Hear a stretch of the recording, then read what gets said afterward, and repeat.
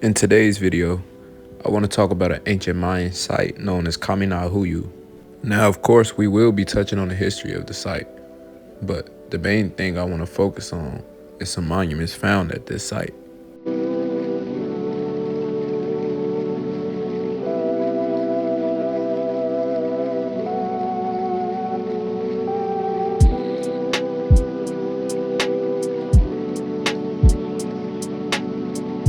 Starting off, we on the Mayan Ruins website, and this is the spelling of Kaminajuyu.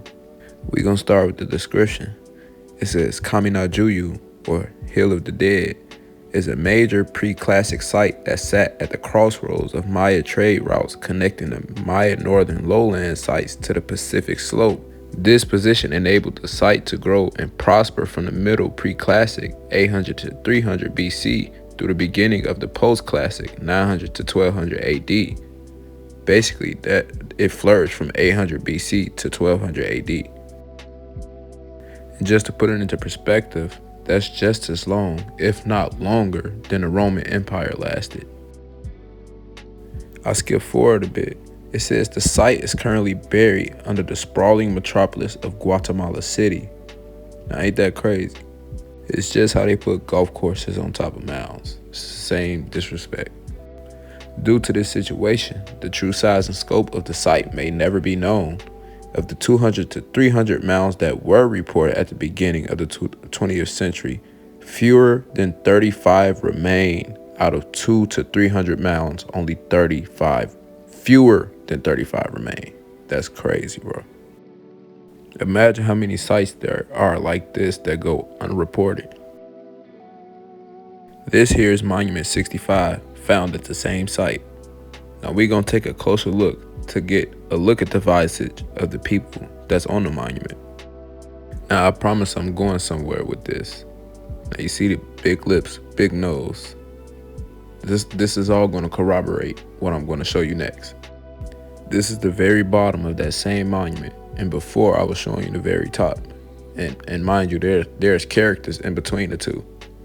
But as you can see, once again, big nose, big lips, looking very Negroid. Now we're looking at this article from BBC News. This is dated from December 3rd of 2002. It says tests on skulls found in Mexico suggest they are almost 13,000 years old and shed fresh light on how humans colonized the Americas. The human skulls are the oldest tested so far from the continent, and their shape is set to inflame further a controversy over Native American burial rites. The skulls were analyzed by a scientist from John Moores University in Liverpool, UK, with help from teams in Oxford and Mexico itself.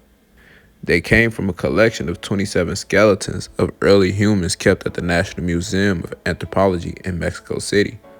So let's just say this is a reliable source, seeing how this was in a Museum of Anthropology. These were originally discovered more than 100 years ago in the area surrounding the city. The latest radiocarbon dating techniques allow dating to be carried out on tiny quantities of bone, although the process is expensive. Dr. Sylvia Gonzalez, who dated the skulls, said the museum knew that the remains were of significant historical value, but they hadn't been scientifically dated, which is probably why they were sitting for over 100 years.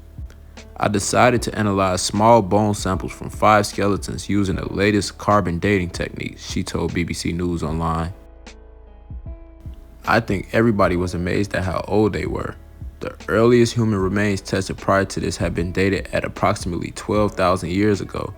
Domestic tools dated at 14,500 years have been found in Chile, but with no associated human remains.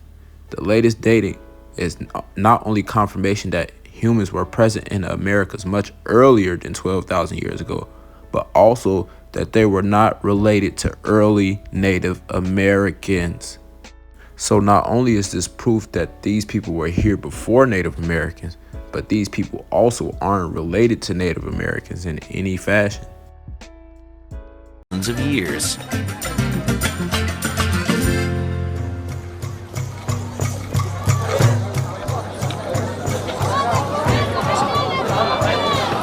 Scientists today can tell precisely when they arrived and from where.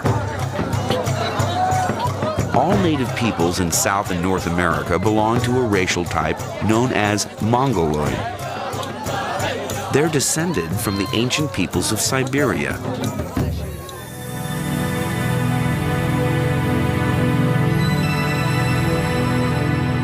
During the Ice Age, 12,000 years ago, there was a land bridge between Siberia and Alaska. Mongoloid peoples were the first to enter the New World, or so experts thought.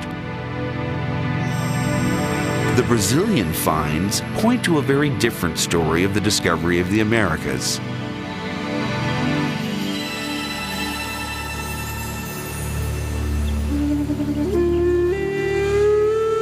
The paintings on these rock shelters are much older than the Indians. Here, hunters chased giant armadillos, an animal that flourished during the Ice Age, long before the arrival of the Indians.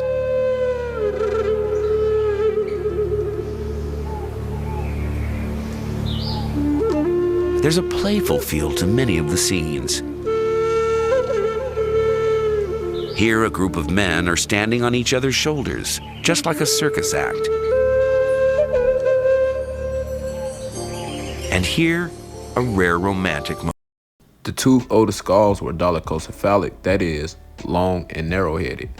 Mind you, that head type is usually found in Australians and Africans, so it's safe to say that head type is Negroid.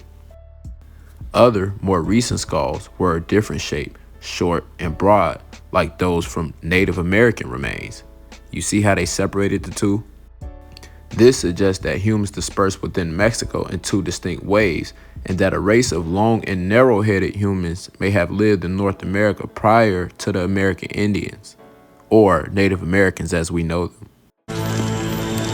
The Brazilian finds show that the New World was discovered tens of thousands of years earlier than previously believed, certainly well before the time of the American Indians. But who were these pioneers? A much earlier wave of Mongoloids, or another race altogether? Clues to the identity of the first Americans are emerging in rock shelters in the northeast and southeast of Brazil.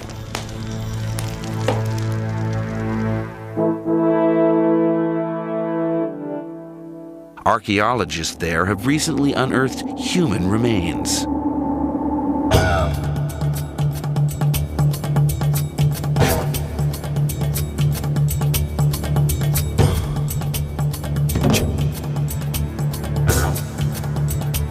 Prehistoric skulls were found buried in layers of soil 9 to 12,000 years old.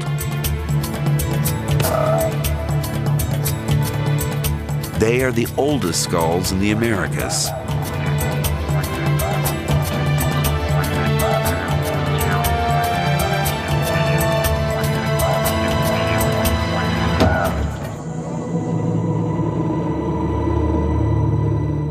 And this is the oldest of them all. The skull of a young woman nicknamed Luthia by scientists. Can she tell us who the first Americans were?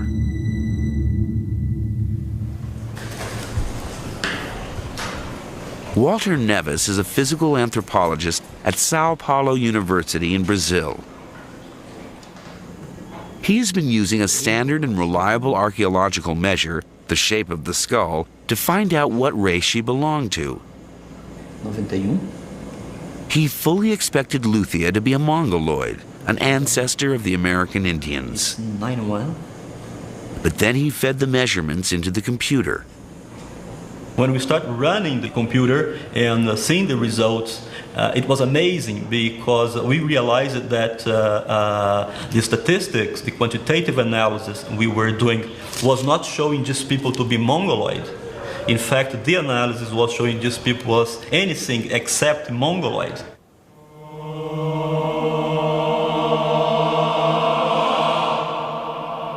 So who was Luthia? And where did she come from?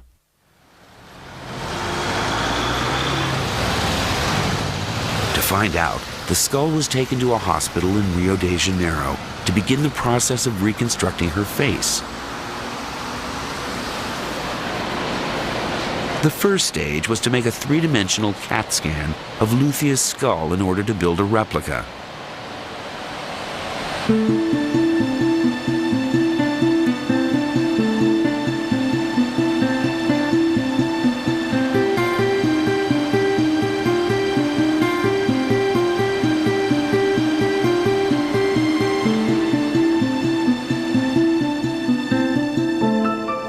The cast was then given to Richard Neve of the University of Manchester in England, one of the world's leading forensic artists, to recreate her features.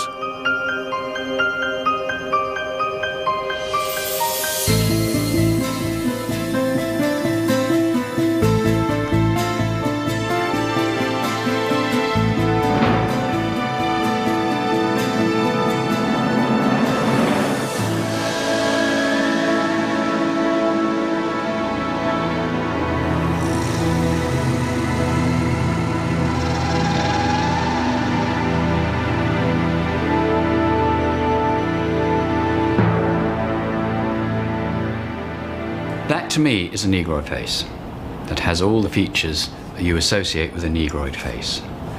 The proportions of the face, it doesn't say anything about it being Mongoloid.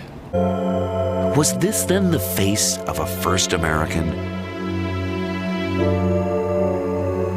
Her reconstruction is confirmed by measurements Walter Nevis has taken of all his skulls. The first reaction was not to believe in it. But as the results, repeated so many times, and the result is exactly the same thing. They are very similar to nowadays Aborigines and Africans, and no similarity at all with Mongoloids in Asia or with American Indians.